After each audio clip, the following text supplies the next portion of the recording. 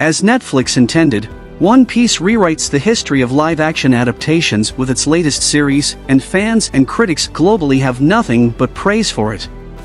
Instead of recreating the original story, the series takes a different approach to the narrative while staying faithful to the character design and backstories.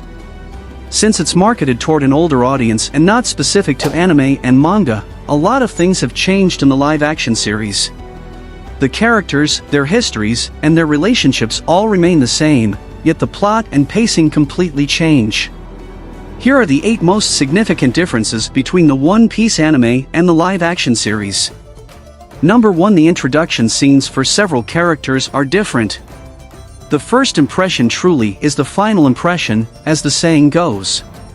In any genre of storytelling, not just anime, character introductions are vital. In the original series, Zoro first appears when the Marines capture him, and Luffy is introduced after he emerges from a barrel.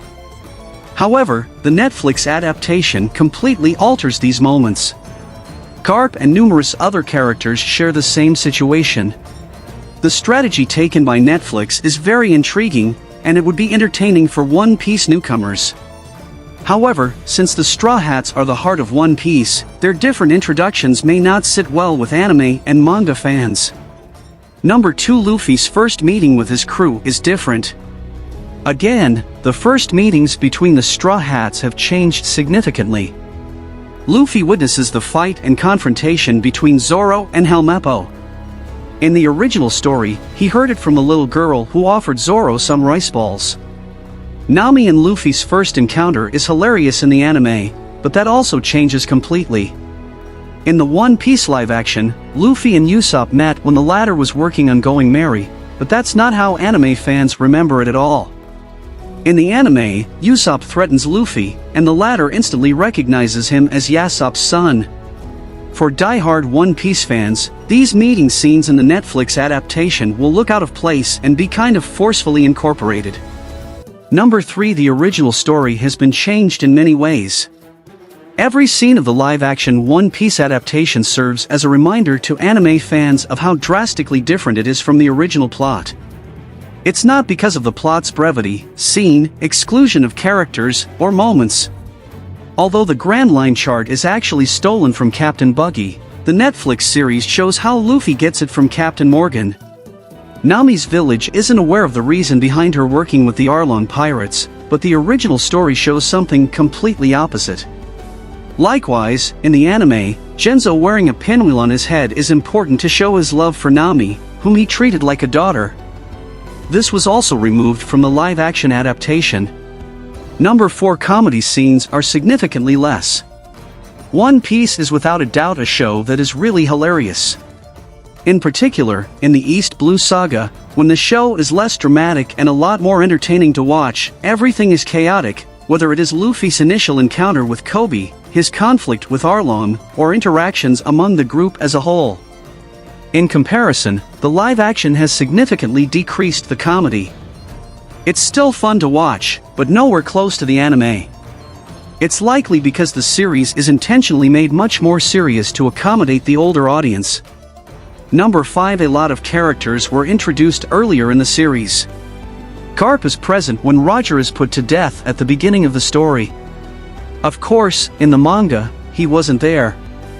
Later in the narrative, Garp made a brief appearance before being formally introduced significantly later. In contrast to the anime, he appears in the One Piece live-action opening scene. The warlord Crocodile is the head of the group of bounty hunters known as Baroque Works. The series first mentions it after the Straw Hats enter the Grand Line in the Arabasta saga. Zoro's encounter with the former Mr. Seven is only briefly mentioned. However, we see their entire fight in the Netflix adaptation. Likewise, Arlong is an antagonist of the Arlong Park arc, and he has no reason to wreak havoc in Baratai as the live-action features. Number 6. The series is too dark compared to the anime. This is not to imply that One Piece's manga and anime aren't dark or violent. In addition to the themes of oppression, slavery, and tyranny, the original story is overflowing with incredible action. The series is bloody, though, perhaps as a result of the real-life effects. The fight between Zoro and Mr. Seven ends with the latter's brutal death. The lighting, the editing, and everything else make the series too dark compared to the anime. Not only that, but a lot of the scenes are shot at night. In the anime, Luffy meeting Kobe and then fighting Alvida all happen during the day. Number 7. Several characters from the East Blue Saga are missing.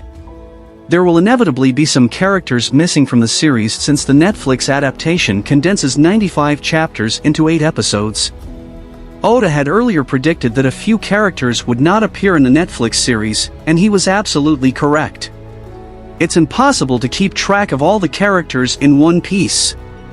Bounty hunters Johnny and Yasaku previously worked with Zoro but were absent from the live-action version. They stayed with the Straw Hats for a long time and grew close to them as well. The Seven Warlord system was also discussed. A number of other characters, including Moji, Chaochu, Momo, and others, may have made brief cameos but didn't. Number 8. The condensed storytelling streamlines the vast world of One Piece. The One Piece live-action adaptation differs most obviously in its compressed storytelling. Interestingly, the first season condenses the story while maintaining the essence of what makes One Piece special, covering the East Blue Saga with the exception of the Logtown arc thanks to the creative liberty taken in relating the story in a slightly modified and unique way, which helps to streamline it. The plot is adaptable.